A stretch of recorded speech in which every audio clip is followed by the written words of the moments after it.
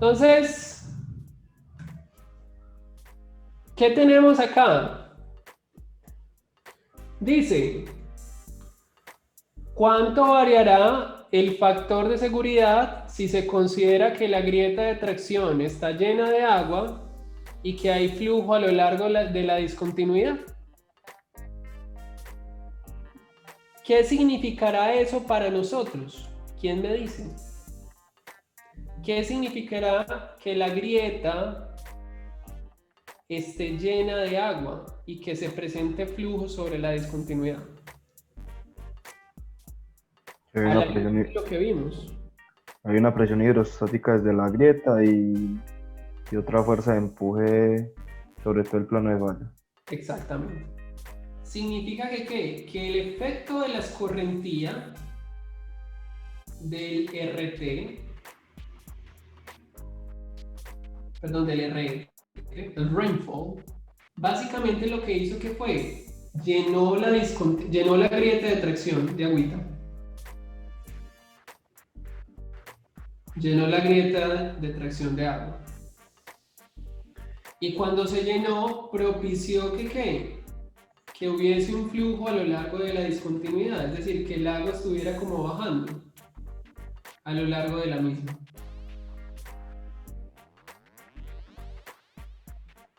Y salieron. Entonces, básicamente se cumple lo que dice Andrés. El que exista esa agua en esos dos puntos implica que ¿qué? Implica que vamos a tener una distribución de presiones por detrás de la grieta de atracción y vamos a poder eventualmente ¿qué? Integrar esa distribución para hallar la fuerza Q. Y vamos a tener también ¿qué? Una distribución de presiones por debajo de la longitud de la discontinuidad. ¿Dando lugar a qué? Dando lugar a una distribución de presiones que cuando se integra va a dar lugar a una fuerza U. Eso es lo que va a significar esa condición. Nos mencionan algo acerca de la aceleración en el problema. Nos indica que hay que considerarla. No, profe. No. Entonces, por lo tanto, básicamente que KHW en esta condición es igual a 0. Entonces, a la larga, ¿qué es lo único que tenemos que modificar del problema anterior? Además de que ya hallamos el peso, que ya hallamos el área y que ya tenemos una parte de contribución de las fuerzas resistente y actuante, es sencillamente saber cuánto viene siendo U y cuánto viene siendo Q. Eso es lo que tenemos que verificar. Entonces, nótese que para poder hallar esas fuerzas es necesario en primer lugar que conocer de manera adecuada cómo es la distribución de las presiones. Entonces, nótese que esa distribución que yo coloqué allí y que estoy achurando en color azul es de tipo triangular. Es una distribución hidrostática. ¿Y de dónde proviene? De la generalización de la cuña. Se lo muestro a continuación. Lo podemos ver acá.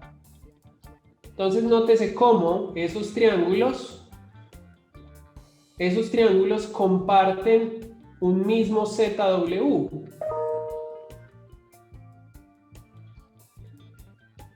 Un momento, yo tengo una cosa con correo, la abuela. Entonces, nótese cómo esas distribuciones comparten el mismo ZW, que para el caso de estudio viene siendo la misma grieta de tracción. Y eso es importante, ¿por qué? Y eso es importante, ¿por qué? Porque a la luz de eso, usted va a poder entonces conocer el valor de estas bases, de esta distribución. Porque si tenemos que esta grieta de tracción es el Z del agua, pues entonces ahí ya tenemos como la altura,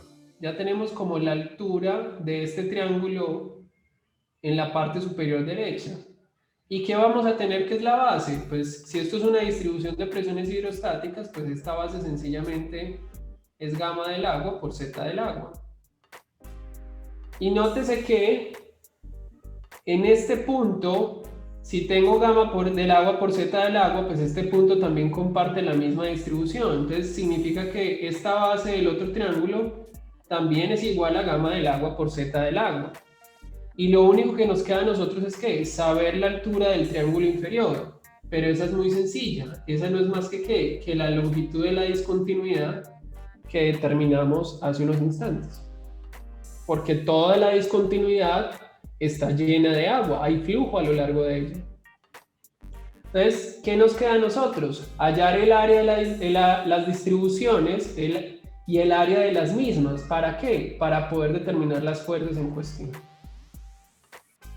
Entonces, comencemos con eso.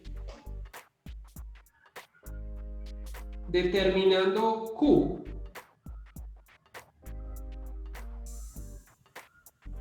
Determinando Q. ¿Qué viene siendo Q?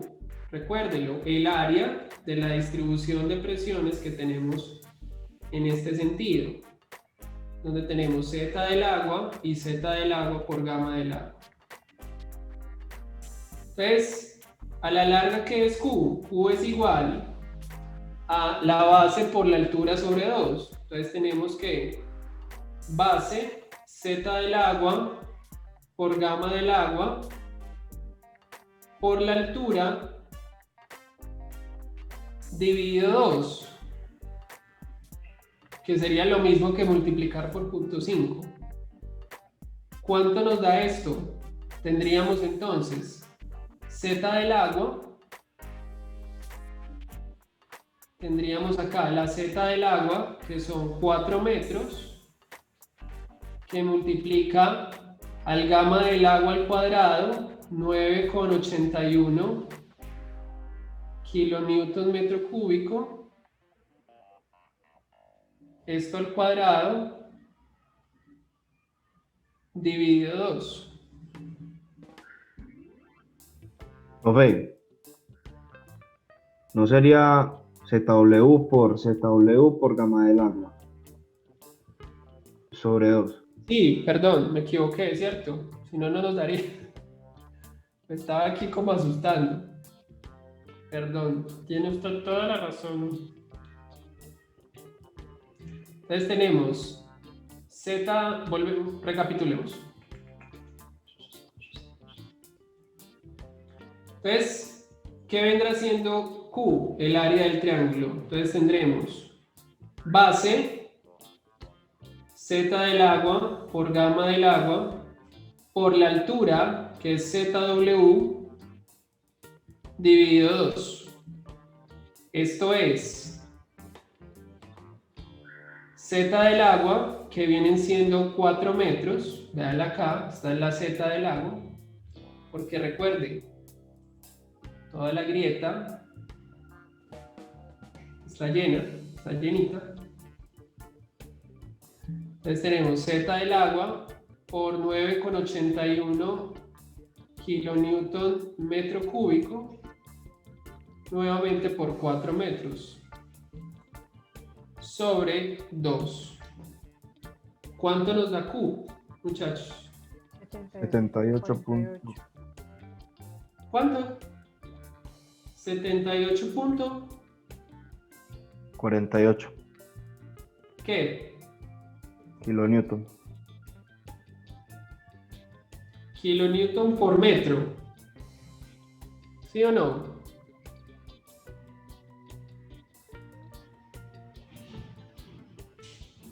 Jóvenes. Sí, profe. Profe. Kilonewton por metro, pero recuerde que como multiplicamos por 1 metro para la condición biaxial, se cancela este metro. Y ahora, determinando U.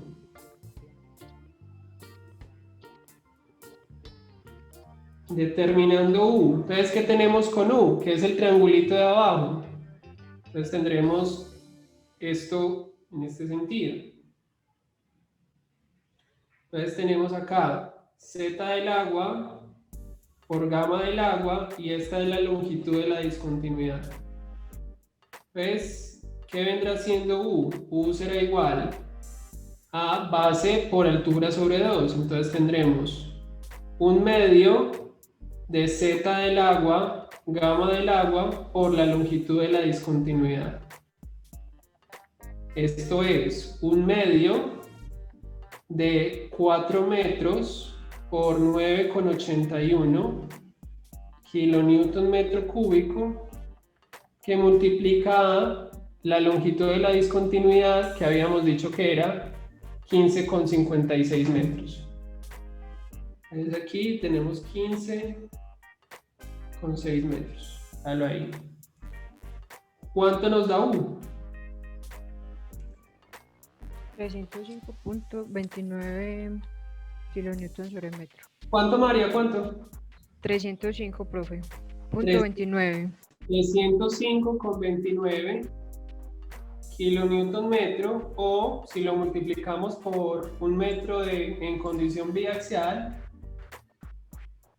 kilonewton. Entonces ahí tenemos ambas fuerzas. Recuerde, la integral de las distribuciones de presiones, el área de las distribuciones. Entonces ya con base en eso podemos entonces ¿qué? Volver allá a la ecuación original. Entonces nótese cómo tenemos que hay un paréntesis en donde el efecto de W coseno de alfa le restamos U y Q seno de alfa. Y abajo en la parte actuante sumamos Q coseno de alfa. Entonces rápidamente hagamos eso para despedirnos. Entonces tendremos acá que el factor de seguridad. Este es igual a TR sobre T es C' por A más W coseno de alfa menos U menos Q seno de alfa por la tangente de phi' sobre W seno de alfa más Q coseno de alfa.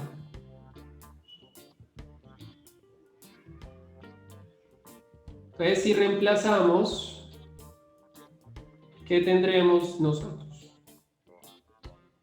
Tendremos